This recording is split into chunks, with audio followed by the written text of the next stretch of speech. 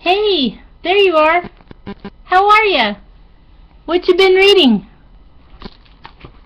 Today, I'm really excited.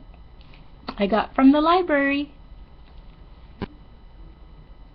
The Shop on Blossom Street. Probably one of the more popular pieces, series of KNITLIT that you may know of already. You may have read of it some, but here we are to share.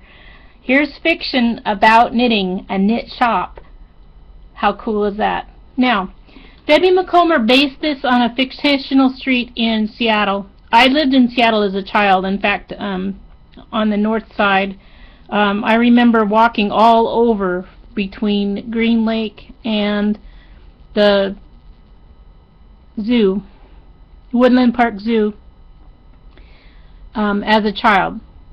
So when I think of the house on Blossom Street and the way that she describes it, it reminds me of the U District.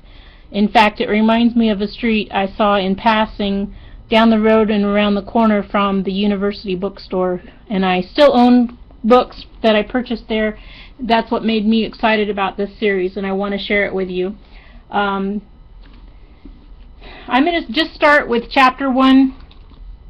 One thing I wanted to tell you, and I forgot to do it the last 2 episodes, is each of these books that I've shared with you has a knitting pattern in it. Bonus! Oh, you got to check it out. So, chapter 1 starts with a quote from Karen Askey from the work Unpatterned. She is a designer and knitting instructor, and it says, "The yarn forms the stitches, the knitting forges the friendships, the craft links the generations." And this is in the voice of Lydia Hoffman. "The first time I saw the empty store on Blossom Street, I thought of my father. It reminded me so much of the bicycle shop he had when I was a kid.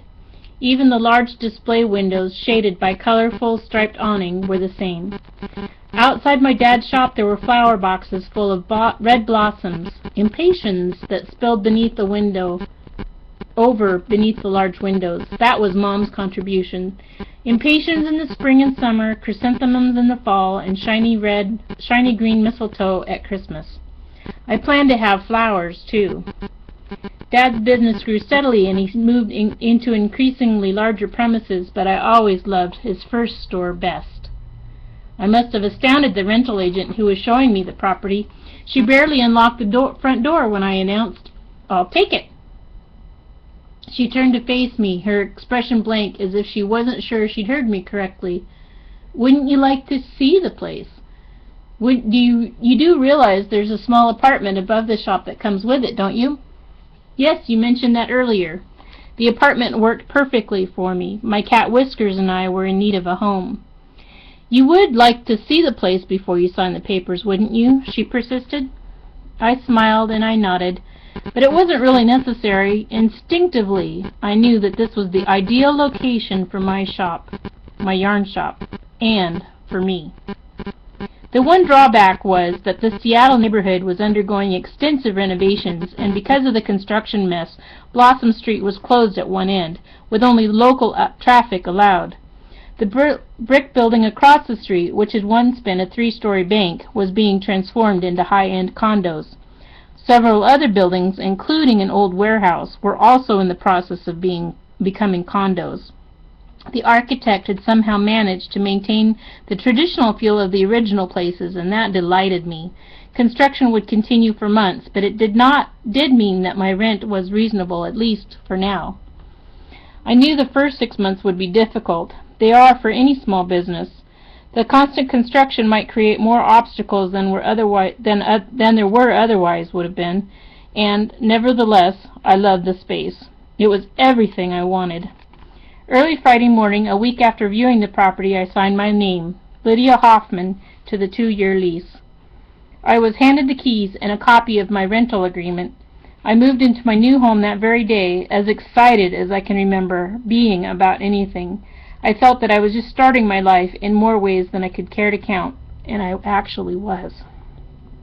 I opened a good yarn on the last Tuesday in April. I felt a sense of pride and anticipation as I stood in the middle of my store, surveying the colors that surrounded me. I could only imagine what my sister would say when she'd learned I'd gone through with this. I hadn't asked her advice because I already knew that Margaret's response would be. She isn't, to put it mildly, the encouraging type. I found a carpenter who'd built some cubicles for me, 3 rows of them painted in pristine white. Most of the yarn had arrived on Friday, and I spent the weekend sorting it by weight and color and arranging it in the cubicles. I bought a second-hand cash register, refinished the counter, and set up racks of knitting supplies. I was ready for business. This should have been a happy moment for me, but instead I found myself struggling to hold back tears. Dad would have been so pleased if he had seen what I had done. He'd been my support and my source of strength, my guiding light. I was so shocked when he died. You see, I always assumed that I would die before my father. Most people find talk of death unsettling, but I've lived with the threat of it for so long it doesn't have that effect on me. The possibility of death has been my reality for the last 14 years, and I'm as comfortable talking about it as I am about the weather. My first bout with cancer came the summer I turned 16. I'd gone to pick up my driver's license that day in August. I successfully passed both the written and the driving tests. My mother let me drive from the licensing office to the optometrist. It was supposed to be a routine appointment. I was having my eyes examined before the start of my junior year of high school. I had big plans for the day. As soon as I got home from the eye doctor's, Becky and I were going to drive to the beach. It would be the first time I'd taken the car out by myself, and I was looking forward to driving without my mom or dad or my older sister. I recall being upset that Mom had scheduled the eye appointment right after my driving test. I'd been having some problems with headaches and dizzy spells, and Dad thought I might need reading glasses. The idea of showing up at Lincoln High School wearing glasses bothered me a lot. I was hoping that Mom and Dad would agree to let me wear contact lenses. As it turned out, impaired vision was the least of my worries. The optometrist, who was a friend of my parents, seemed to spend an inordinate amount of time staring in the corner of my eye with this horribly bright light. He asked a lot of questions about my headaches. That was almost 15 years ago, but I don't think I'll ever forget the look on his face as he talked to my mother. He was so serious, so somber, so concerned. I want to make Lydia an appointment at the University of Washington, immediately. My mother and I were both stunned. "All right," my mother said, glancing from me to Dr. Reed and then back again. "Is there a problem?" He nodded. "I don't like what I'm seeing. I think it would be best if Dr. Wilson had a look." Well, Dr. Wilson did more than look. He drilled into my skull and removed a malignant brain tumor. I say those words glibly now, but it wasn't a quick or simple procedure. It meant weeks in the hospital and blinding, debilitating headaches. After the surgery, I went through chemotherapy, followed by a series of radiation treatments. There were days when even the dimmest of lights caused such pain it was all I could do not to scream in agony. Days when I measured each breath, struggling to hold on to life because, try as I might, I could feel it slipping away. Still, there was many mornings I woke up and I wished I would die, because I couldn't bear another hour of this. Without my father, I'm convinced I would have. My head was completely shaved, and then once my hair started to grow back, it fell out again. I missed my entire junior year, and when I was finally able to return to school, nothing was the same. Everyone looked at me different. I didn't attend the senior prom because no one asked me. Some girlfriends suggested I tag along with them, but out of a false pride, I refused. In retrospect, it seemed a trivial thing to worry about. I do wish I'd gone. The saddest part of this story is that just when I was beginning to believe I could have a normal life, just when I believed that all those drugs and all that suffering had served a useful purpose, the tumor grew back. I'll never forget the day Dr. Wilson told us the cancer had returned. But it's not the expression on his face that I remember, it's the pain in my father's eyes. He, above anyone, understood what I'd endured during the first bout of treatment. My mother doesn't deal well with illness, and Dad was the one who held me together emotionally. He knew there was nothing he could do, nothing he could say that would lessen this second ordeal for me. I was 24 at the time and still in college, trying to accumulate enough credits to graduate. I never did get that degree. I've survived both bouts of cancer, and I'm definitely not the carefree girl I once was. I appreciate and treasure every single day because I know how precious life is. Most people assume I'm younger than 30, but they seem to find me more serious than other women my age. My experience with cancer means I don't take anything, least of all life itself, for granted. I no longer greet each day with careless acceptance, but I've learned that there are compensations for my suffering. I know that I'd be a completely different person if not for the cancer. My dad claimed I achieved a certain calm wisdom, and I suppose I have. Yet in many ways I'm naive, especially when it comes to men and relationships. Of all the compensations, the one I'm most grateful for is that while undergoing treatment, I learned to knit. I may have survived cancer twice, but unfortunately my father didn't. My second tumor killed him. That's what my sister Margaret believes. She's never actually said so, but I know that's what she thinks. The truth is, I suspect she's probably right. It was a heart attack, but he aged so much that second diagnosis that I'm sure it affected his health. I knew if he could have switched places with me, he would have done it gladly. He was at my bedside as much as possible.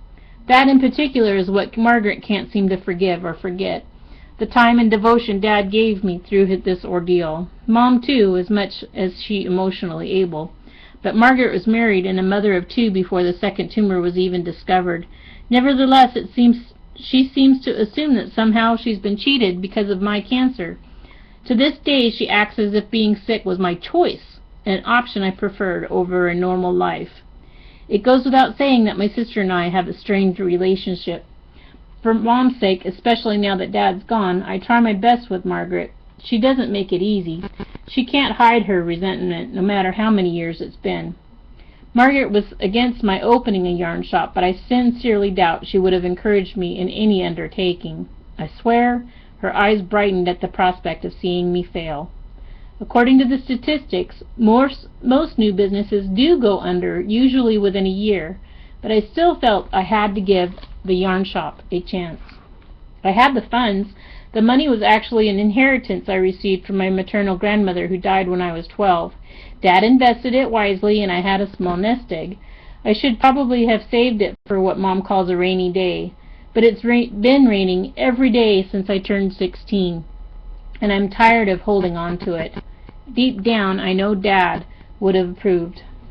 As I said, I learned to knit while undergoing chemotherapy. Over the years, I've become an accomplished knitter.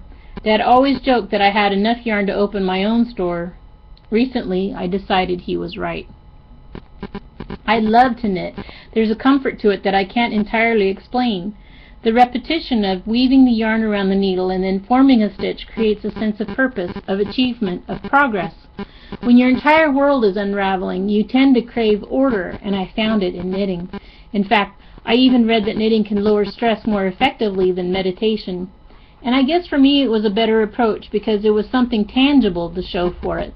Maybe because knitting gave me a sense of action, of doing something. I didn't know what tomorrow held, but a pair of needles in my hand and a ball of yarn in my lap, I was confident I could handle whatever lay ahead. Each stitch was an accomplishment.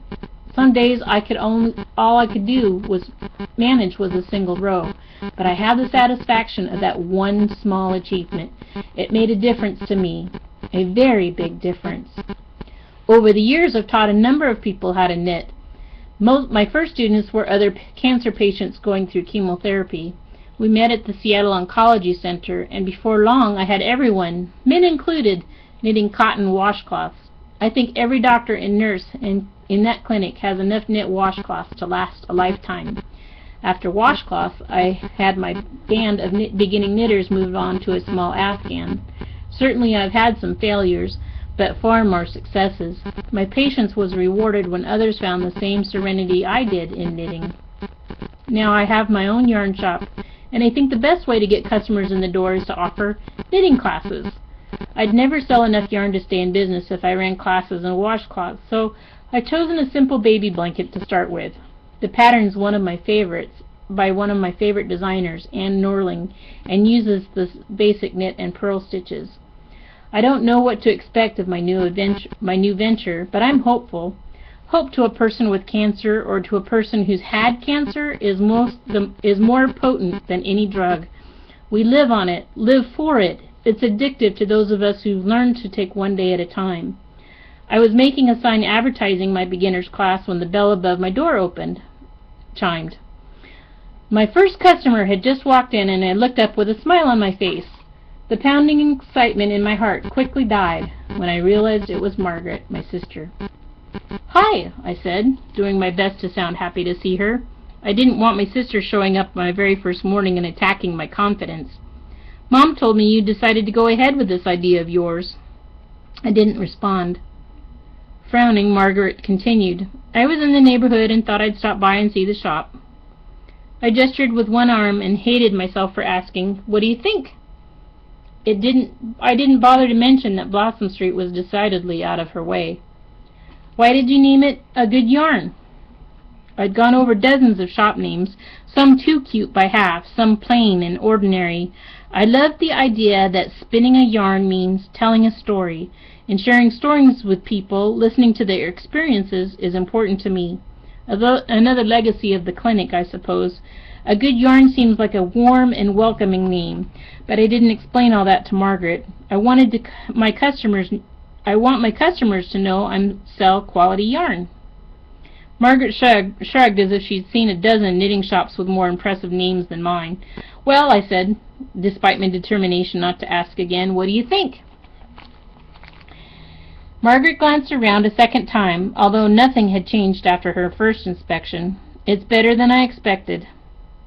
I considered this high praise. I don't have a large inventory yet, but I'm hoping to build it up over the next year or so. Of course, not all the yarn I've ordered has arrived, and there's still more I'm planning to get, some wonderful imports from Ireland and Australia. Everything takes time and money. In my enthusiasm, I'd said more than I intended. "Are you expecting Mom to help you?" The question was blunt. I shook my head. "You don't need to worry. I'm doing this entirely on my own." So that was the reason for her unannounced visit. Margaret thought I was going to take advantage of our mother. I wouldn't, and the question offended me, but I bit back an angry retort. Margaret glared at me as if she wasn't sure I was telling the truth. "I cashed in my Microsoft stock," I confessed. Margaret's deep brown eyes, so much like my own, nearly doubled in horror at what I'd done. "You didn't." What did my sister think? I had the necessary cash lying around my bottom drawer? I had to. Given my medical history, no bank would grant me a loan. Although I've been cancer-free for 4 years now, I'm viewed as a risk in just about every area. "It's your money, I guess." The way Margaret said it implied I'd made a terrible decision, but I don't think Dad would have approved. He would have been the first one to encourage me. I should have kept my mouth shut, but I just couldn't stop myself. "You're probably right," Margaret said with a caustic edge that never failed to appear in our conversations. "Dad couldn't deny you anything." "The money was my inheritance," I pointed out. "I suppose her share is still accruing profit." My sister walked around the shop, eyeing it critically. Considering Margaret's apparent dislike of me, I don't know why my relationship with her is so important, but it is. Mom's health is fragile, and she hasn't adjusted to life without Dad. Soon, I'm afraid, it will only be Margaret and me. The thought of not having any family at all terrifies me. So, I'm so grateful not to know what the future holds. I once asked my father why God wouldn't just let us know what tomorrow would bring. He said that not knowing the future is actually a gift, because if we knew, we wouldn't take responsibility for our own lives, our own happiness. As with so much else in my life, my dad was right. "What's your business plan?" Margaret asked. "I'm starting small." "What about customers?" "I've paid for an ad in the Yellow Pages." I didn't mention that the new directory didn't come out for another 2 months. No need to hand Margaret any ammunition. I distributed flyers in the neighborhood too, but I didn't know how effective that would be. I was counting on word of mouth to generate customer interest and ultimately sales, which was something else I didn't mention. My older sister snickered. I've always hated that scoffing sound and had to grit my teeth in order to hide my reaction. I'm just getting ready to post a sign for my first knitting class. Do you seriously think a handmade sign taped to the window is going to draw people into your store? Margaret demanded. Parking is a nightmare out there, and when the streets open again, you can't expect much traffic through this construction mess. No, but I wish you well, but do you? I said, cutting her off. My hands shook as I walked over to the display window and secured my notice for the knitting classes. What's that supposed to mean? I turned to my sister, who at 5'6" stood a good 3 inches taller than me. She outweighed me by about 20 pounds, too. Looking at us now, I wonder if anyone would guess we're related. And yet, when we were small, we resembled each other quite a bit. I think you want me to fail, I said honestly. That isn't true. I came this morning because I'm interested in what you're doing. Her chin went up a notch as if she was daring me to challenge her again. How old are you? 29, 30? 30, I said. Isn't it time you cut the apron strings? That was blatantly unfair.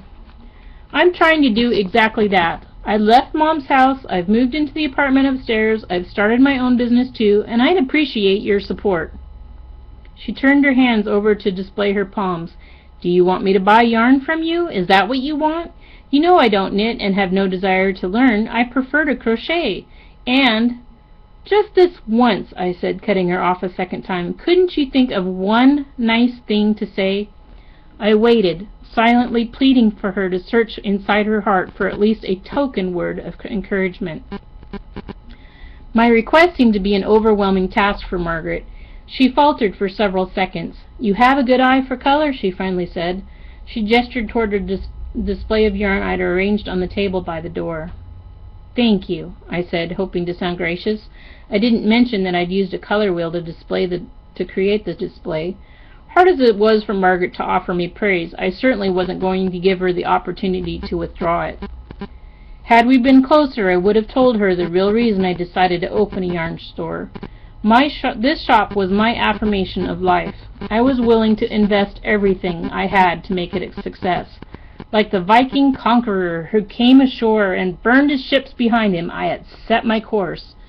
Succeed or go under. As my father might say, I was taking responsibility for a future I couldn't predict. The bell above the door chimed again. I had a customer. My first real customer. How about that? First chapter. Are you ready for more? Go get that. It's at the library. 10 books in this series out now. I hope you'll check it out. In the meantime, read a good story. Knit some wonderful. Knit happy. Talk to you soon. Happy Sunday. Bye.